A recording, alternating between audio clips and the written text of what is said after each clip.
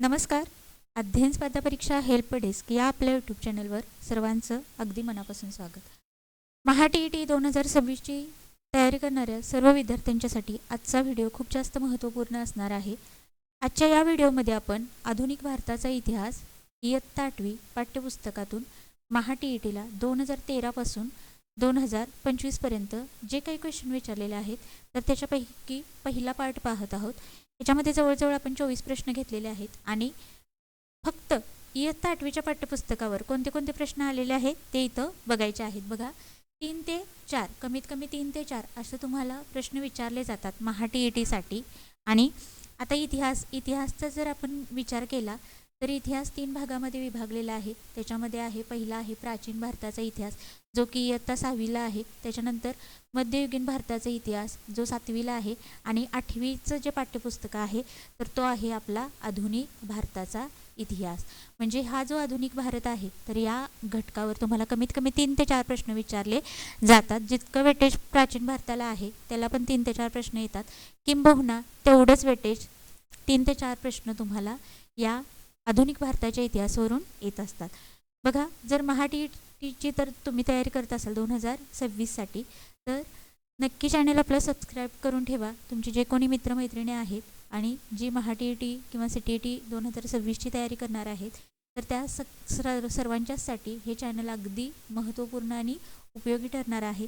आणि या चॅनलवर तुम्हाला SST, आता या SST म्हणजे समाजशास्त्र, तर या समाजशास्त्र बघा 60 प्रश्न आहेत, 60 मार्क आहेत आणि खूप जास्त मोठं वेटेज असणारा हा आपला सब्जेक्ट आहे. 60 प्रश्नांची तयारी जर तुम्हाला व्यवस्थित करायची असेल तर तुम्हाला 60 प्रश्नासाठी 60 मार्कासाठी SSTकडं जास्तीत जास्त लक्ष देणे खूप जास्त गरजेचं आहे.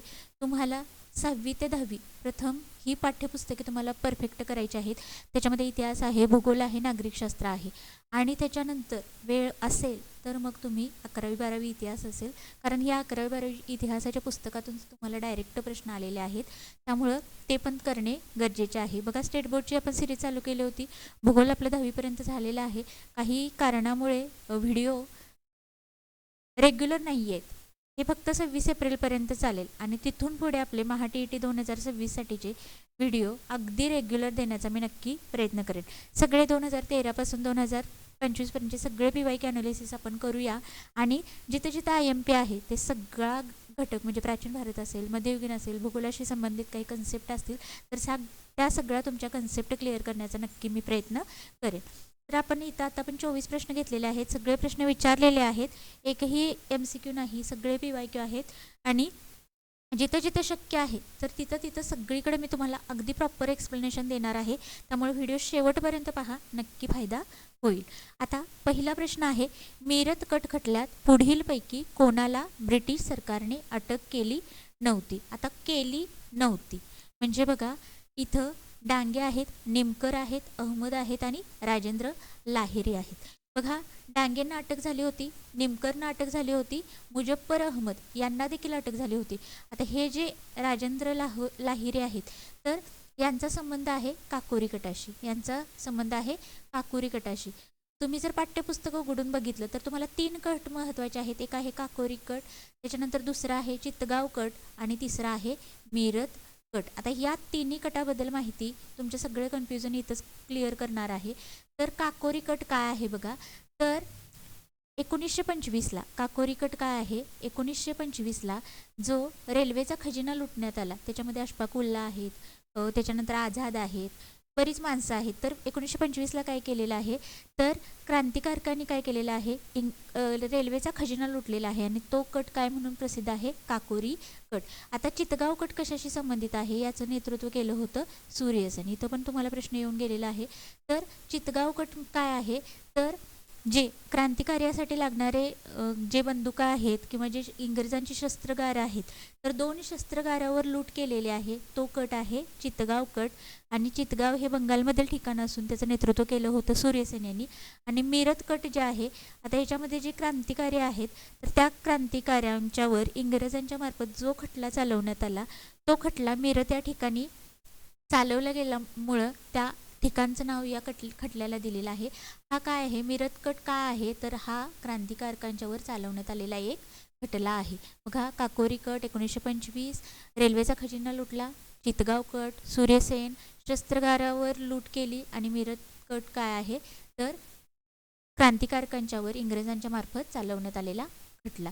इथं तुम्हाला पाठ्यपुस्तकातलं हे स्क्रीनशॉट लावलेलं आहे बघा. 1925 साली साम्यवादी पक्षाची स्थापना झाली आणि मिरज इथं काय एक खटला चालवण्यात आलेला आहे आणि त्याच्यामध्ये नावं दिलेली आहे. डांगे आहेत, अहमद आहेत, निळकंठ आहेत आणि जोगळेकर. ही नावं तुम्ही लक्षात ठेवायची आहेत. डांगे, अहमद, निळकंठ आणि जोगळेकर, मिरजकट खटला. त्याच्यानंतर पुढे दुसरा प्रश्न आहे, खालीलपैकी अयोग्य जोडी ओळखा. महा TET 2014. आता हा पण TET 2014चा प्रश्न आहे. अयोग्य जोडी म्हणजे चुकीची जोडी ओळखायची आहे. इथं काय दिलेले आहेत, तर इंग्रज अधिकारी दिलेले आहेत आणि त्यांनी सुरू केलेली व्यवस्था असेल किंवा त्यांचे कायदे असतील तर त्याची माहिती त्यांच्या पुढं दिलेली आहे. आता रॉबर्ट क्लाइव्ह काय आहे, दुहेरी राज्यव्यवस्था सुरू केली, हे बरोबर आहे. त्याच्यानंतर लॉर्ड कॉर्नवॉलिस याने मुलकी नोकरशाहीची निर्मिती केलेली आहे. आणखीन एक लक्षात ठेवा, तर ICS जी परीक्षा आहे, स्पर्धा परीक्षा जी घेतली जायची इंग्रजांच्या मार्फत, तर ICS परीक्षेची सुरुवात देखील या कॉर्नवॉलिसच्या काळामध्ये सुरुवात झालेली आहे. त्यामुळे हेही बरोबर आहे. त्याच्यानंतर बेंटिक आहे डी, सतीबंदीचा कायदा. आता हा कायदा कधी करण्यात आला सतीबंदीचा, 1929ला आणि 1829ला. आणि याच्यामध्ये कोणी मदत केलेली आहे, तर राजाराम मोहन रॉय यांनी मदत केलेली आहे कायदा बनण्यासाठी. त्याच्यानंतर विधवा पुनर्विवाहाचा कायदा पण आहे बघा आणि त्याच्यामध्ये मदत केलेली आहे ईश्वरचंद विद्यासागर. त्याच्यानंतर आता इथं लॉर्ड मेकॉले दिलेलं आहे आणि समोर त्यांच्या काय दिलेलं आहे, राज्य खालसा धोरण. आता लॉर्ड मेकॉले जे आहेत तर त्यांनी काय सुरू केलेलं आहे, तर त्यांनी शिक्षणाबद्दल त्यांचं कार्य आहे. ते कोण होते, तर तत्वज्ञ होते, लेखक होते, राजकारणी होते, राजकारणी नाही इंग्रज अधिकारी होते बघा. आणि मेकॉलेनं काय सुरू केलेलं आहे, तर इंग्रजी शिक्षणाची सुरुवात या लॉर्ड मेकॉलेने केलेली आहे. आणि राज्य खालसा धोरण कुणाचं आहे, तर हे राज्य खालसा धोरण जे आहे तर ते डलहौसीनं लागू केलेलं आहे. कुणी, डलहौसी. त्यामुळं तिसरी जी जोडी आहे सी, तर ती फक्त इथं चुकीची आहे, बाकीच्या सगळ्या जोड्या बरोबर आहेत बघा. क्लाइव्ह दुहेरी व्यवस्था चालू केली, बरोबर आहे. कॉर्नवॉलिस नोकरशाही निर्मिती, बरोबर आहे. बेंटिक सतीबंदीचा कायदा, बरोबर आहे. आणि मेकॉलेची जोडी काय येईल, शिक्षणाची सुरुवात किंवा राज्य खालसा धोरण यांच्या पुढे नाव कुणाचं पाहिजे, डलहौसी. त्यामुळे सी आपलं उत्तर असेल. त्याच्यानंतर तिसरं, एशियाटिक सोसायटीची स्थापना टिंबटिंब शहरामध्ये झाली. एशियाटिक सोसायटीची स्थापना कोणत्या शहरात झाली, महा TET 2014चा PYQ आहे. आता इथं ऑप्शन आपण काय करू, बघून घेऊ. ऑप्शन पहिला आहे कोलकाता, दुसरा आहे मुंबई, तिसरा आहे चेन्नई आणि चौथा आहे नागपूर. आता बघा, चेन्नईचा काही संबंध नाही, मुंबई नागपूर दोन्ही महाराष्ट्रात आहे, ही ठिकाणे येणार नाहीत. ज्यावेळी इंग्रज भारतामध्ये आले त्यावेळी त्यांचं जे केंद्रबिंदू आहे भारतामधील, तर इथं बंगालचा जो प्रांत आहे तर त्या बंगालच्या प्रांतामध्ये त्यांची सगळी सत्ता केंद्र असेल किंवा त्यांच्या सगळ्या घडामोडी ह्या कशाशी संबंध आहेत, कलकत्ता किंवा पश्चिम बंगाल. त्यामुळं इथं आपण जरी उत्तर माहीत नसलं तरी ज्या इंग्रज आल्यानंतर ज्या सुरुवातीच्या ज्या घडामोडी आहेत आणि त्याच्याशी संबंधित जर ठिकाण विचारले तुम्हाला तर आपण डायरेक्ट उत्तर मारू शकतो कोलकाता. त्यामुळे याचं उत्तर काय असेल, ऑप्शन क्रमांक ए, कोलकाता. त्याच्यानंतर पुढे बघा, आता इथं माहिती दिलेली आहे. आता ह्या एशियाटिक सोसायटीवर तुम्हाला 2-3 वेळा कधी हा एशियाटिक सोसायटी हा पर्यायामध्ये तुम्हाला शब्द दिलेला आहे, कधी प्रश्नामध्ये दिलेला आहे. त्यामुळे इथं डिटेल माहिती दिलेली आहे. तर 15 जानेवारी 1784ला सर विल्यम जॉन्स यांनी या एशियाटिक सोसायटीची स्थापना केली. कुठं केली, कोलकाता. आणि मूळ नाव काय आहे, एशियाटिक सोसायटी ऑफ बेंगॉल. आता याचा उद्देश काय होता या सोसायटीचा, तर आशियातील इतिहास आहे, संस्कृती आहे, भाषा धर्म आहे यांचा अभ्यास करणे, प्राचीन भारतीय ज्ञानाचा शोध आणि प्रसार घेणे आणि संशोधन कार्याला चालना देणे. त्याच्यानंतर पुढे, संयुक्त महाराष्ट्र चळवळीतील खालील घटना योग्य क्रमाने लावा.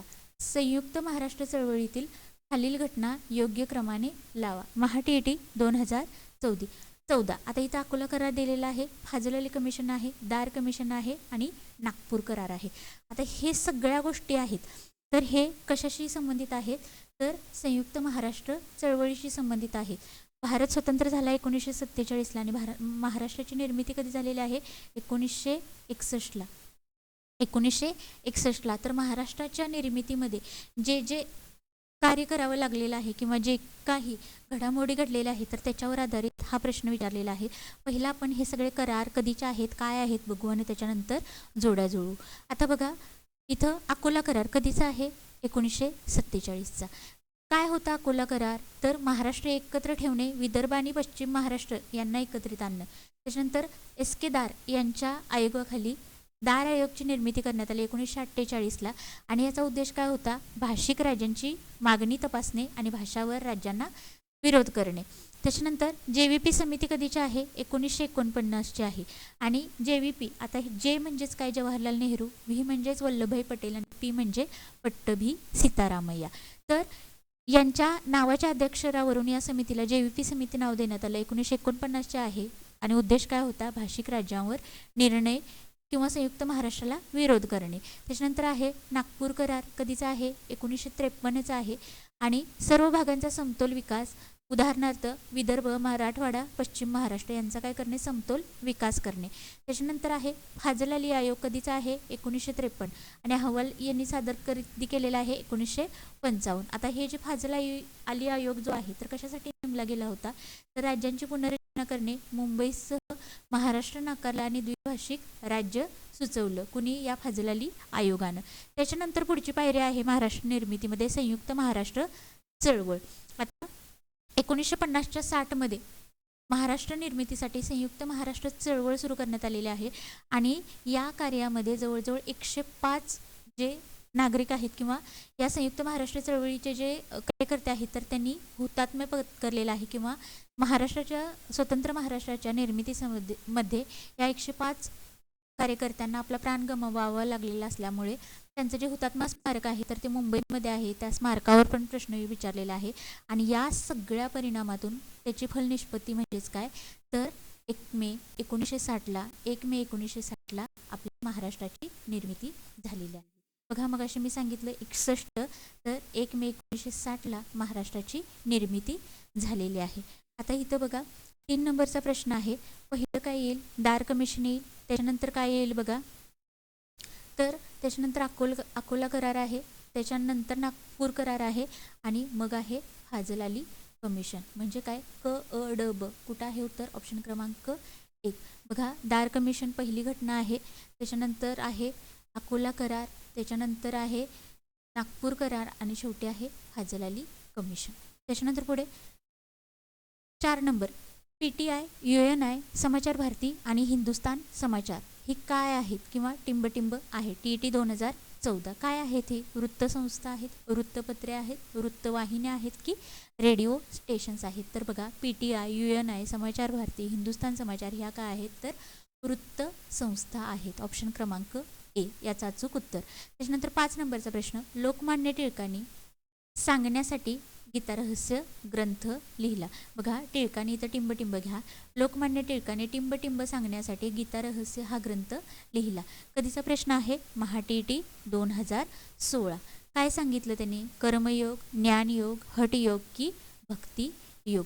तर याचा अचूक उत्तर आहे लोकमान्य टिळकांनी कर्मयोग सांगण्यासाठी गीतारहस्य हा ग्रंथ लिहिला. कुठे लिहिला? मंडालेच्या तुरुंगामध्ये.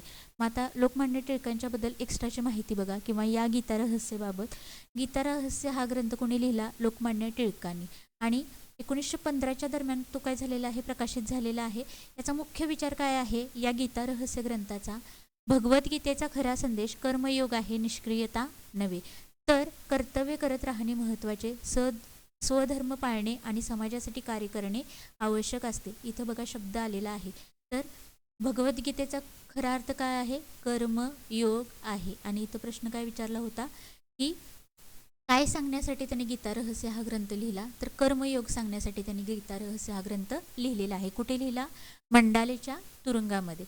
त्याच्यानंतर पुढे आता इथं पुन्हा लोकमान्य टिळक जे प्रश्न आलेले आहेत त्याचं डिटेल मला जितकं शक्य आहे तिथे मी देण्याचा प्रयत्न केलेला आहे. ही जी माहिती आहे तर ती पुढच्या येणाऱ्या TETसाठी तुम्हाला नक्की उपयुक्त ठरेल. तर बघा लोकमान्य टिळकांचं पूर्ण नाव काय आहे? बाळ गंगाधर टिळक. लोकमान्य काय आहे? पदवी आहे.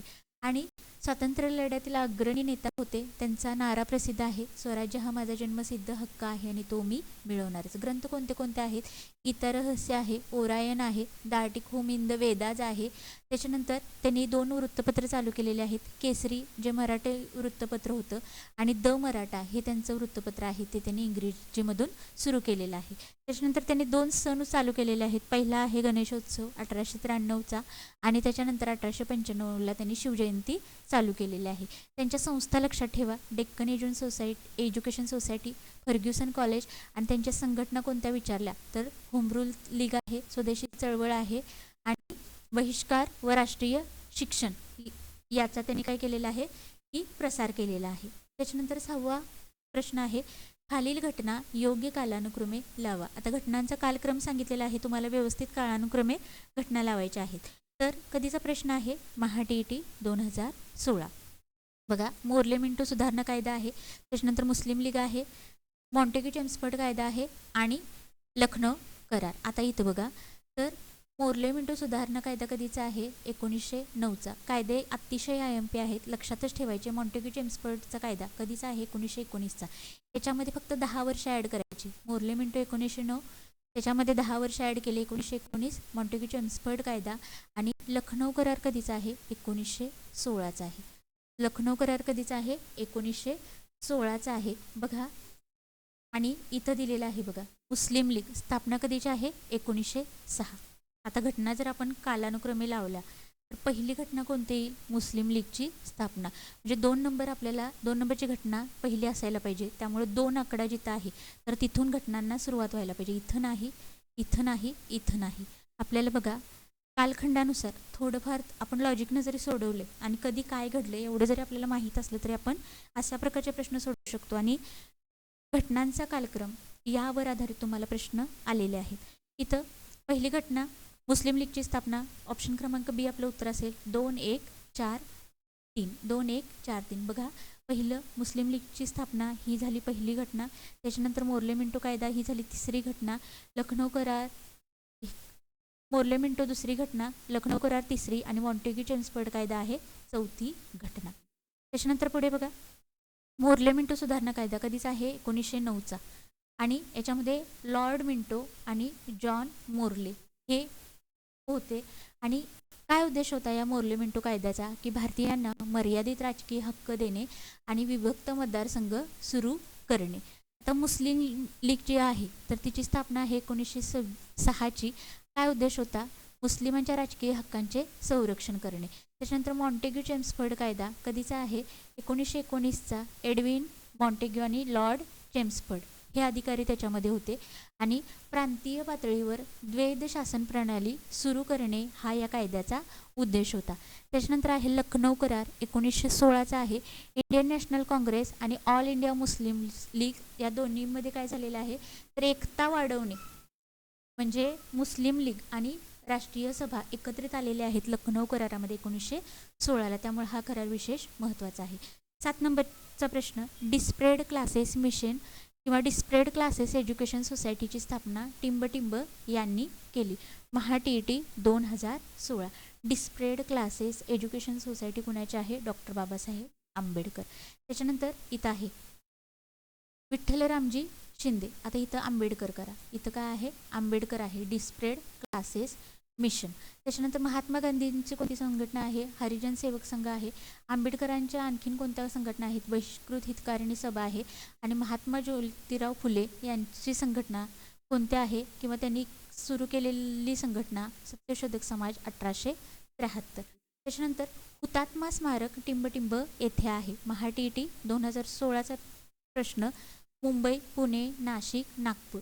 आता हुतात्मा जे स्मारक आहे कशाशी संबंध जोडला आपण त्याचा? तर संयुक्त महाराष्ट्र चळवळ. संयुक्त महाराष्ट्र चळवळ. बघा, मगाशी आपण याच्यामध्ये संयुक्त महाराष्ट्र चळवळ बघितली, म्हणजे काय? याच्यावरून एक बोध घ्यायचा की प्रश्न रिपीट होतात आणि ज्या टॉपिकमधून प्रश्न आलेले आहेत तर त्याच्याच अवतीभोवतीच्या घटना आपल्याला वाचायच्या असतात किंवा तो टॉपिक खूप जास्त परफेक्ट करायचा असतो, कारण त्याला धरूनच प्रश्न रिपीट होत असतात. त्यामुळे बघा, आपण मागे प्रश्न डिस्कस करत असताना बघितलं संयुक्त महाराष्ट्र चळवळ. आता काय विचारलेलं आहे? हुतात्मा स्मारक कुठं आहे? हे 105 हुतात्मे कुठे त्यांचं स्मारक कुठे उभारण्यात आलेलं आहे? मुंबई येथे आणि फ्लोरा फाउंटन येथे. त्याच्यानंतर इथं आहे बघा, स्थळ कुठं आहे? मुंबई येथे.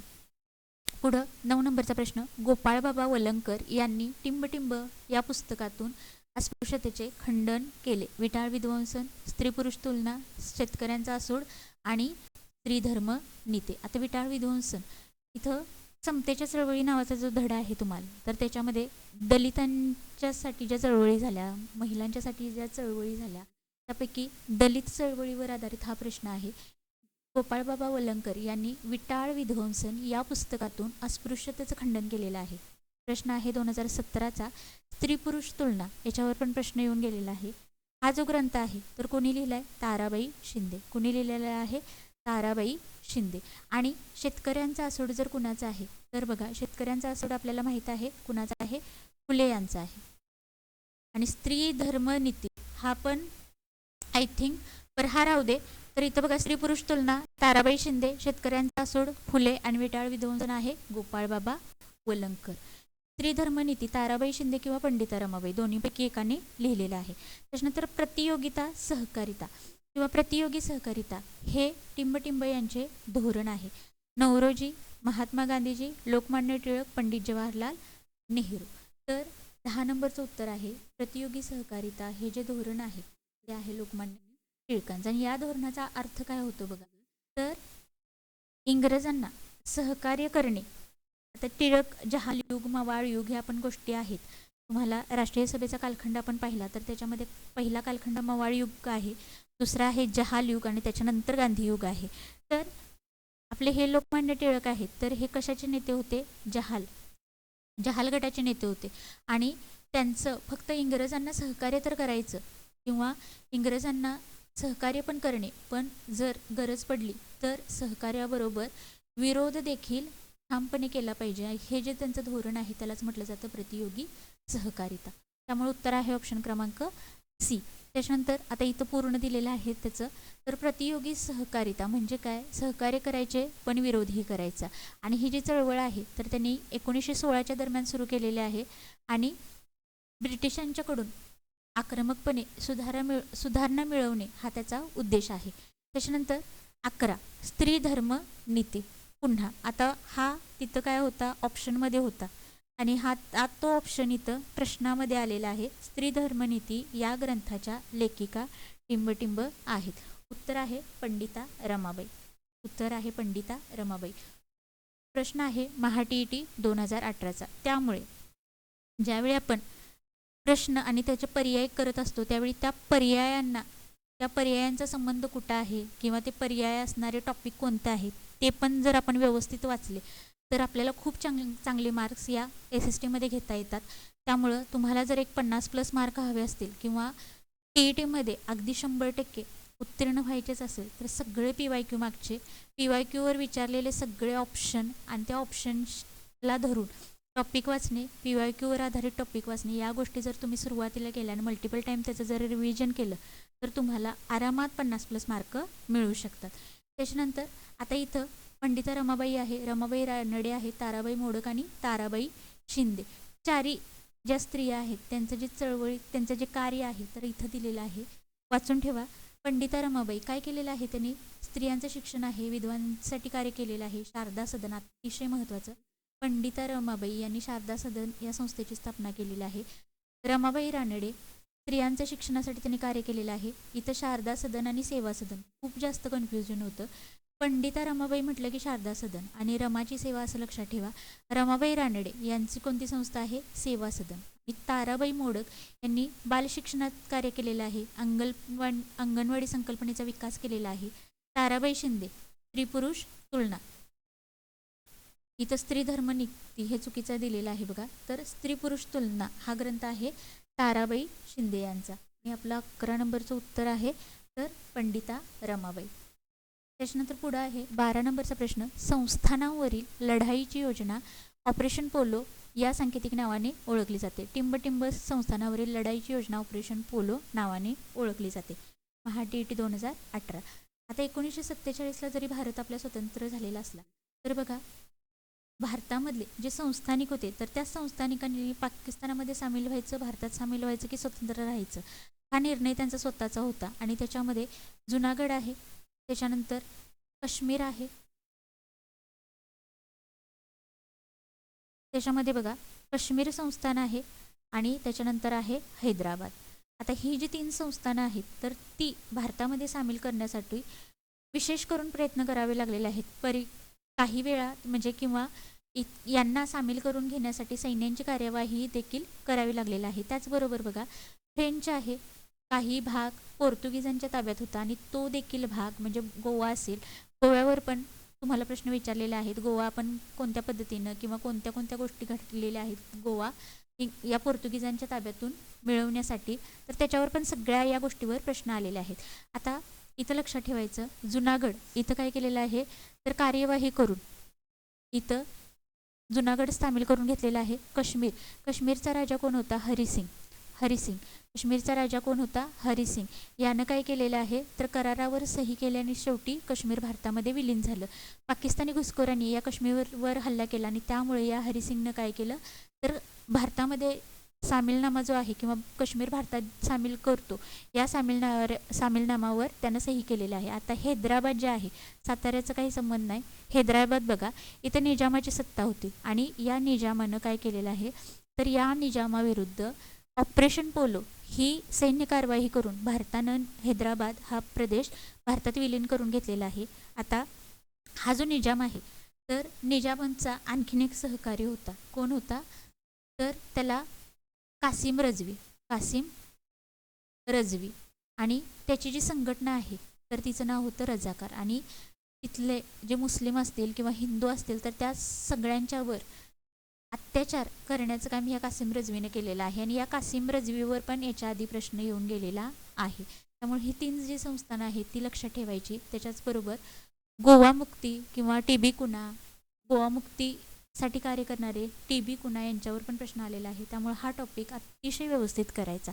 भारताला स्वातंत्र्य मिळाल्यानंतर काही प्रदेश मिळवण्यासाठी भारताला संघर्ष करावा लागलेला आहे, तर त्या प्रदेशांवर तुम्हाला 100% प्रश्न येतो. त्याच्यानंतर पुढे इथं बघा जुनागड 1948ला जनमत चाचणी घेतली आणि जुनागड सामील करून घेतलं. काश्मीर महाराजा हरिसिंग सामीलनाम्यावर किंवा विलिनीकरणाचा करार केला आणि हैदराबादला काय केलेलं आहे पोलीस कारवाई आणि ऑपरेशन पोलो. त्याच्यानंतर 1857च्या उठावानंतर बेगम हजरत महल यांनी टिंबटिंबमध्ये आश्रय घेतला. महाटीईटी 2018 रंगून मंडाले कानपूर की नेपाळ. कधी 1857चा उठाव? याचं उत्तर आहे बेगम हजरत महल यांनी नेपाळ येथे काय घेतलेला आहे आश्रय घेतलेला आहे. ज्यावेळी आपण इंग्रजांची सत्ता 1600 मध्ये इंग्रज आलेले आहेत, 1600 मध्ये ईस्ट इंडिया कंपनी मार्फत त्यांनी व्यापाराला सुरुवात केली. 1600 पासून 1857 पर्यंत बघा 1600 पासून 1857 पर्यंत कोणताही इतक्या मोठ्या स्वरूपाचा उठाव झाला नव्हता. आणि 1857चा उठाव हा खूप जास्त मोठा उठाव असल्यामुळं या उठावावर तुम्हाला जास्तीत जास्त प्रश्न विचारले जातात. आता हा डिटेल उठाव 1857चा उठाव असा टॉपिकच आहे किंवा हा धडा आहे तुम्हाला 8वीला, तो तुम्हाला व्यवस्थित वाचायचा आहे कारण तिथून पण जास्त प्रश्न विचारण्याचा कल आहे. आता ह्याच्यामध्ये बघा उठावामध्ये सहभागी झालेले नेते नानासाहेब पेशवे आहेत, नेपाळला पळून गेलेले आहेत. तात्या टोपे आहेत ज्यांनी राजस्थानमध्ये पळालेले आहेत. बेगम हजरत महल यांनी नेपाळ येथे आश्रय घेतलेला आहे. बहादूर शाह जफर रंगून येथे काय केलेलं आहे त्यांना बंदी बनवून ठेवलेलं आहे. आणि राणी लक्ष्मीबाई ह्या ज्या आहेत तर ह्यू रोज याने काय केलेलं आहे तर यांच्या गोळीने राणी लक्ष्मीबाई यांचा मृत्यू झालेला आहे. आणि कुठे? ग्वाल्हेरमध्ये. त्याच्यानंतर 14 नंबरचा प्रश्न, अनाथ बालिकाश्रमाची स्थापना टिंबटिंब यांनी केली. महाटीईटी 2018 महात्मा फुले, महर्षी विठ्ठल रामजी शिंदे, धोंडो कर्वे आणि विष्णुशास्त्री पंडित. आता हे जे रामजी शिंदे आहेत त्याच्यावर पण तुम्हाला 2-3 वेळा प्रश्न आलेला आहे, त्यामुळे यांच्याबद्दलची माहिती डिटेल करायची. तर इथं बघा अनाथ बालिकाश्रमाची स्थापना कोणी केलेली आहे? महर्षी धोंडो केशव कर्वे. त्याच्यानंतर इथं आता दिलेलं आहे SNDT विद्यापीठ असेल त्यांचा पण किंवा SNDT विद्यापीठाच्या निर्मितीमध्ये पण सहभाग कोणाचा आहे? कर्वेंचा आहे. हिंगणे येथे स्त्री शिक्षण संस्था पण कर्वेंनी सुरू केलेले आहे. आणि विधवा विवाह संघ जर विचारला तर त्याचे निर्माते आहेत विष्णुशास्त्री पंडित. त्याच्यानंतर पुढे 15 नंबर, हे स्वराज्य नव्हे आणि त्याचा पायाही नव्हे अशा शब्दामध्ये लोकमान्य टिळकांनी टिंबटिंब कायद्यावर टीका केलेली आहे. मॉन्टेग्यू चेम्सफोर्ड कायदा, मोर्ले मिंटो कायदा, रोलेट कायदा आणि सायमन कमिशन.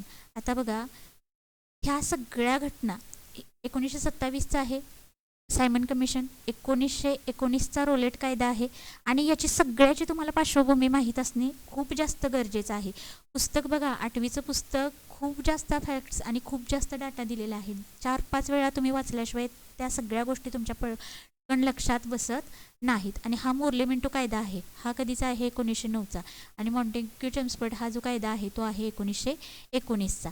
आता पर्टिक्युलर आपल्याला कुठल्या कायद्याबद्दल विचारलेलं आहे? हे स्वराज्य नव्हे आणि त्याचा पायाही नव्हे, हे जे टिळकांचं जे स्टेटमेंट आहे, विधान आहे, तर ते कोणत्या कायद्याला अनुषंगून आहे? तर ते आहे मॉन्टेग्यू चेम्सफोर्ड कायदा 1919. आता लक्षात कसं ठेवणार बघा. आणि हे सगळं विधान तुम्हाला पाठ्यपुस्तकामध्ये दिलेलं आहे. 1920ला टिळकांचं निधन झालं आणि त्यांच्या जायच्या आधी 1 वर्ष आधी हा कायदा आला होता, मॉन्टेग्यू चेम्सफोर्ड कायदा, आणि या कायद्यावर त्यांनी हे विधान केलेलं आहे. आता पुढे रोलेट कायदा कशाचा आहे बघा. तर फक्त पार्श्वभूमी लक्षात ठेवा. दिसेल त्याला अटक करणे आणि त्याच्यावर कोणताही खटला चालवण्याचा इंग्रजांना अधिकार मिळाला होता. म्हणजे इंग्रजांना जर विरोध केला तर विना चौकशी अटक करण्यासाठीचा हा कायदा होता, रोलेट कायदा. आणि सायमन कमिशन कशासाठी आलेला आहे? तर पहिल्या महायुद्धानंतर जो भारतीयांचा राग वाढला होता, तर तो कुठंतरी शमवण्यासाठी हे सायमन कमिशनची नियुक्ती करण्यात आलेली आहे. आणि भारतामध्ये हे जे सायमन कमिशन आहे तर ते आलं कधी? 1928ला. त्याच्यानंतर पुढे 16 नंबर, दक्षिण आफ्रिकेतील केप ऑफ गुड होप, ज्याला आशेची बुशीर म्हटलं जातं, याचा शोध कोणी लावला? Captain Speke, David Livingstone, Stanley आणि बार्थोलोम्यू डायस. तर याचं उत्तर आहे 16 नंबर, बार्थोलोम्यू डायस, ऑप्शन क्रमांक डी. आता इथं बघा थोडंफार, आता हा आपला काय आहे? तर हा आपला आहे भारत. आणि या इथं 3 खलाशी आहेत आणि तिघांच्याबद्दल पण माहिती असणे तुम्हाला जास्त गरजेचं आहे. तुम्हाला इथं कन्सेप्ट क्लिअर होईल बघा, वाचल्यानंतर काही गोष्टी लक्षात राहत नाहीत. तर हा आपला आहे भारत. आणि इथं बघा, इथं आहे आफ्रिका खंड आणि इकडं आहे युरोप, इकडे बघा पोर्तुगीज. आता ह्या पोर्तुगीजमधून इस्तंबूल एक ठिकाण होतं आणि तिथून भारताशी व्यापार चालायचा किंवा व्यापारी मार्ग त्या इस्तंबूलमधून जात होता. आणि पोर्तुगीजांनी काय केलं, तो त्या इस्तंबूलवर कब्जा केला किंवा ताबा घेतला आणि त्यामुळे भारताबरोबर जो व्यापार चालायचा युरोपीय देशांचा, तर तो बंद झाला. आणि मग काय झालं, तर भारताशी व्यापार करण्यासाठी नवीन मार्ग तयार करण्यासाठी प्रयत्न करू लागले व्यापारी. आणि 3 खलाशी आहेत ते ज्याच्यावर प्रश्न विचारला जातो. तर त्याच्यामध्ये बघा, पहिला खलासी आहे कोणता? Bartholomew Dias. आता हा जो डायस आहे तर तो कुठं निघाला? पोर्तुगीज खलाशी आहे तर तो पश्चिम दिशेला निघाला. आणि पश्चिम दिशेला गेल्यानंतर त्याला अमेरिका खंडाचा शोध लागला. कोलंबस. तर कोलंबस हा प्रवासी किंवा कोलंबस हा खलासी पश्चिम दिशेला गेला आणि तिथं त्याला अमेरिकेचा शोध लागला. त्यामुळं अमेरिकाचा शोध कोणी लावला किंवा अमेरिका खंडाचा शोध कोणी लावला असा जर प्रश्न आला तर त्याचं उत्तर असेल कोलंबस. आता या कोलंबस नंतर बार्थोलोम्यू डायस, जे आपण पर्यायामध्ये उत्तर बघितलं, तर हा जो डायस आहे तर तो पूर्वेकडे व्यापारासाठी गेला आणि हा इथून जाऊन हा खंड जो आहे तो आहे आफ्रिका. आणि ह्या आफ्रिका खंडाच्या दक्षिण टोकावर इथं येऊन हा पोचला. कोण? डायस. आणि त्यानं या बार्थोलोम्यू डायसनं आफ्रिका खंडाच्या दक्षिण टोकाला काय म्हटलेलं आहे? केप ऑफ गुड होप, आणि त्यालाच आपण आशेची भुशीर म्हणतो. आणि त्याच्यानंतर कोणता आहे? तिसरा खलाशी आहे वास्को दी गामा. कोण आहे? वास्को दी गामा. आणि हा जो वास्को दी गामा आहे तर तो या डायसच्याच मार्गानं असा येऊन दक्षिण आफ्रिकेला वळसा घालून हा इकडं आपल्या भारतामध्ये आलेला आहे. आणि सुरुवातीला तो कुठं आला तर केरळमधील कालिकत बंदरामध्ये, आणि त्याचं स्वागत केलेलं आहे झामोरीन या राजानं. त्यामुळं भारतामध्ये येणारा खलाशी कोण आहे? वास्को दी गामा. अशा पद्धतीनं या 3च खलाशांची नावं तुम्हाला पाठ्यपुस्तकामध्ये दिलेली आहेत. आणि तिन्ही, कोलंबस अमेरिकेचा शोध लावला, बार्थोलोम्यू डायस दक्षिण Africa Cape of Good Hope म्हटलं जातं, आणि वास्को दी गामा भारताचा शोध लावला. त्याच्यानंतर पुढे इथं आहे बघा कधी केलं काय? डायस 1488ला, केप ऑफ गुड होप आफ्रिकेच्या दक्षिण टोकाला तो येऊन थांबला. वास्को दी गामा 1498ला भारताचा समुद्रमार्ग शोधला. क्रिस्तोफर कोलंबस 1492ला यानं काय केलेलं आहे? अमेरिकेचा शोध लावला. 17 नंबरचा प्रश्न, स्वातंत्र्यपूर्व काळात भारतीय उद्योजक मोठ्या संख्येने पुढे येऊ शकलेले नाहीत. त्याची कारणं इथं 3 विधानातून दिलेली आहेत. इंग्रज सरकारचा पाठिंबा नव्हता, बरोबर आहे. भारतीय उद्योजकांना कारखाना व्यवस्थापनाचा अनुभव नव्हता, हे पण बरोबर आहे. कारखाना सुरू करण्यासाठी भारतीय उद्योजकांकडे भांडवल नव्हते, हे पण विधान आहे. बघा प्रश्न नीट वाचला तर स्वातंत्र्यपूर्व म्हणजे कधी? 1947च्या आधी. तर हा स्वातंत्र्यपूर्व जो कालखंड आहे तर त्या कालखंडामध्ये आपण पारतंत्र्यात होतो आणि त्या कालखंडात भारतीय उद्योजक मोठ्या संख्येने पुढे येऊ शकले नाहीत. कारण काय होतं? त्यांना इंग्रज सरकारचा पाठिंबा पण नव्हता, कारखाना व्यवस्थापन कशा प्रकारे करायचं ह्याचा अनुभव नव्हता आणि भांडवलाची पण कमतरता असल्यामुळे या सगळ्या हे जी 3 विधाने आहेत किंवा 3 जी कारणं आहेत तर ती तंतोतंत लागू होतात या विधानाला. त्यामुळे याचं उत्तर असेल ऑप्शन क्रमांक 4, 3ही विधाने योग्य. आता 18 नंबरचा प्रश्न, महर्षी विठ्ठलरामजी शिंदे यांनी टिंबटिंब येथे देवदासी प्रथेविरुद्ध परिषद भरवली. तर महर्षी वीरा शिंदे यांनी मुंबई येथे देवदासी प्रथेविरुद्ध परिषद भरवलेली आहे. महाटीईटी 2021. पुढे आता इथं वीरा शिंदे यांच्यावर पण तुम्हाला बघा कधी पर्यायामध्ये कधी प्रश्नामध्ये अशा पद्धतीनं 2-3 वेळा प्रश्न रिपीट झालेला आहेत. त्यामुळे डिटेल माहिती दिली. नाव काय आहे? विठ्ठलरामजी शिंदे. जन्म आहे 23 एप्रिल 1873चा. कुठे झाला? जमखंडी कर्नाटकमध्ये झाला. शिक्षण कुठे? पुणेमध्ये आणि इंग्लंडमध्येही झालेला आहे. त्यांनी निर्माण केलेली संस्था डिस्प्लेड क्लासेस मिशन 1906. उद्देश अस्पृश्यता नष्ट करणे आणि त्याचबरोबर दलितांचा सामाजिक व शैक्षणिक विकास साधणे, दलितांसाठी शाळा सुरू करणे आणि वसतिगृहे पण त्यांनी सुरू केलेले आहे. त्यांचा मृत्यू झालेला आहे 2 जानेवारी 1944. आता पुढे आहे 19 नंबरचा प्रश्न, व्हॉइस ऑफ इंडिया हे नियतकालिक कोणी सुरू केलं? तर या नियतकालिकाचे लेखक आहेत दादाभाई नौरोजी. ऑप्शन क्रमांक 1.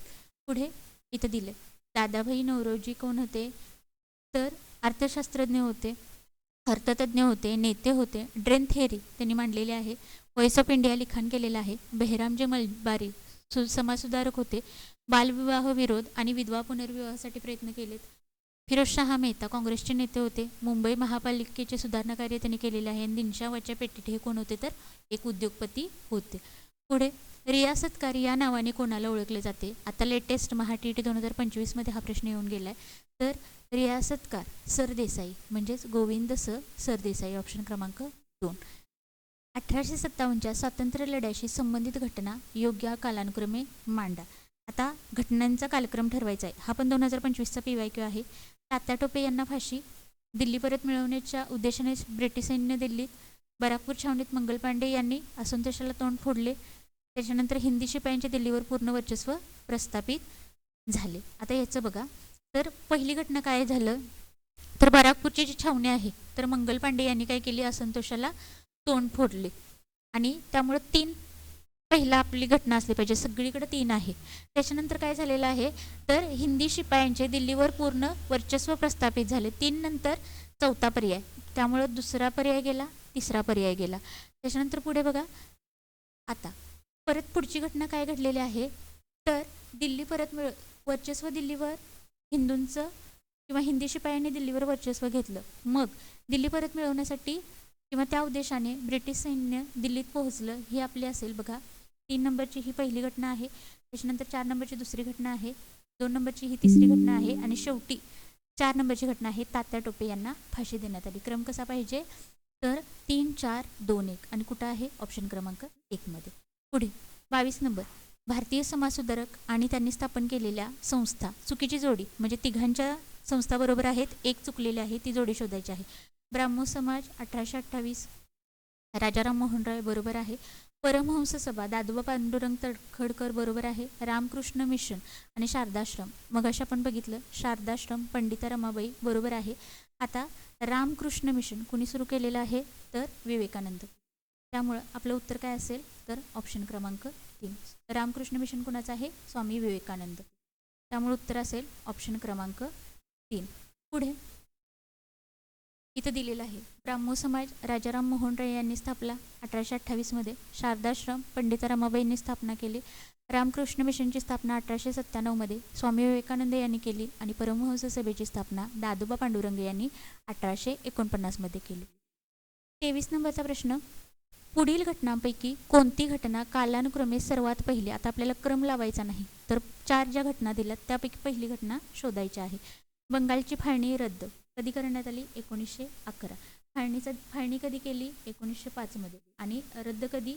1911ला. त्याच्यानंतर कोलकाता येथे ब्रिटिशांनी एशियाटिक सोसायटीची स्थापना, याच्यावर प्रश्न मगाशी पण येऊन गेलेला आहे. 1784ची घटना आहे. भारत सेवक समाज आणि मुंबईतील गोकुळदास तेजपाल संस्कृत पाठशाळेमध्ये राष्ट्रीय सभेचं पहिलं अधिवेशन, ही घटना आहे 1885. तर बघा यांचा कालखंड जर बघितला आपण तर ही पण भारत सेवक समाज कधीचा आहे? भारत सेवक समाज आय थिंक 1905चा असावा. त्यामुळं भारत सेवक समाज पण ही बघा 1900च्या शतकातली आहे. 1700 परत 1900 1800. आता इथं जर आपण कालखंड विचारात घेतला तर 1784 ही घटना पहिली असणार आहे. त्यामुळे उत्तर असेल ऑप्शन क्रमांक 2, कोलकाता येथे ब्रिटिशांनी एशियाटिक सोसायटीची स्थापना केली, ही पहिली घटना असेल. त्याच्यानंतर पुढे बंगालची फाळणी कधी झाली? 1905ला. एशियाटिक सोसायटीची स्थापना 1784. ईस्ट इंडिया कंपनीची स्थापना 1600 आणि इंडियन नॅशनल काँग्रेस INCची स्थापना किंवा राष्ट्रीय सभेची स्थापना 1885. आणि ही जी बंगालची फाळणी आहे तर ती रद्द कधी झाली तर 1911. आता बंगालच्या फाळणीशी संबंधित एक आंदोलन आहे ते पण लक्षात ठेवा, वंगभंग आंदोलन. वंगभंग आंदोलन हे आंदोलन कशाशी संबंधित आहे तर बंगालच्या फाळणीशी संबंधित आहे. वंगभंग आंदोलन. पुढे शेवटचा प्रश्न, महाटीटी 2025चा. इथं काय दिलेलं आहे? 1914 ते 18 या कालखंडामध्ये पहिले महायुद्ध झाले. ब विधान, पहिल्या महायुद्धात Britain, France, Russia, Italy, America या मित्र राष्ट्रांचा गट होता. आणि क विधान, पहिल्या महायुद्धात जर्मनी, ऑस्ट्रिया, हंगेरी, तुर्कस्तान, बल्गेरिया या मध्यगत राष्ट्रांचा गट होता. तर पहिलं महायुद्ध आणि दुसरं महायुद्ध प्रश्न विचारला जातो. पहिल्या महायुद्धाचा कालखंड आहे 1914 ते 18 आणि तिन्ही विधानं बरोबर आहेत. त्यामुळे उत्तर असेल ऑप्शन क्रमांक 1 अ, ब, क बरोबर. आता दोन्ही महायुद्धे बघा. पहिलं महायुद्ध झालं 1914 ते 18, जवळजवळ 4 वर्ष 3 महिने चाललं. मित्र राष्ट्र गटामध्ये ब्रिटन आहे, फ्रान्स आहे, रशिया आहे, अमेरिका आहे. आणि दुसऱ्या बाजूला विरोधी गटामध्ये आहे जर्मनी, ऑस्ट्रिया, हंगेरी, तुर्कस्तान आणि बल्गेरिया. आता दुसरं महायुद्ध जे आहे कालखंड आहे 1939 पासून 45 पर्यंत, जवळजवळ 6 वर्ष चाललं. याच्यामध्ये मित्र राष्ट्र सेम आहेत, ब्रिटन, फ्रान्स, अमेरिका आणि रशिया. आणि ह्याच्यामध्ये विरुद्ध गट आहे जर्मनी, इटली आणि जपान. अशा पद्धतीनं 24 प्रश्न जरी आपण PYQ घेतलेले असले तरी मल्टिपल म्हणजे 50+ फॅक्ट्स मी तुम्हाला इथं सांगितलेल्या आहेत. आणि अशाच पद्धतीनं तुम्हाला व्यवस्थित अभ्यास जर तुम्ही केला तर बघा आरामात तुम्हाला TETला चांगले मार्क्स मिळू शकतात. फक्त पुस्तक हातात घेणे आणि वाचणे ही आपल्या अभ्यासाची रणनीती अजिबात असली नाही पाहिजे. आणि रेडीमेड जी पुस्तकं आहेत तर त्या पुस्तकांच्या नादी तुम्ही अजिबात लागू नका. तुम्ही काय करा तर बालभारती जी वेबसाईट आहे तर त्याच्यामध्ये 6वी ते 12वी तुमची सगळी पाठ्यपुस्तकं आहेत, इतिहास, भूगोल सगळी. तर त्याच्यापैकी तुम्हाला इतिहास वाचायचा आहे, भूगोल वाचायचा आहे आणि तुम्हाला नागरिकशास्त्र वाचायचं आहे. पहिल्यांदा आता वाचत असताना बघा, पहिला नागरिकशास्त्र तुम्ही 10वीपर्यंतच करा. त्याच्यानंतर जे इतिहास भूगोल आहे तर सुरुवातीला आता वेळ आहे अजून तर 6वी ते 10वी याच्यावर परफेक्ट कमांड आल्यानंतर 11वी 12वी इतिहास वाचायचा आहे. प्राचीन भारताचा इतिहास इयत्ता 11वीला आहे. शीतयुद्ध वगैरे, प्रबोधन युगाची संकल्पना या सगळ्या 12वीला गोष्टी दिलेल्या आहेत. तिथून पण प्रश्न आलेला आहे वगैरे, करार वगैरे विचारलेले आहेत. त्यामुळे 12वीचं पुस्तक पण तुम्हाला कंपल्सरी वाचायचं आहे. आणि अशा पद्धतीने जर अभ्यास केला तर तुम्हाला आरामात 50+ मार्क पडू शकतात आणि खूप चांगला स्कोर होऊन तुम्ही 90+ मार्काने TET पास होऊ शकता.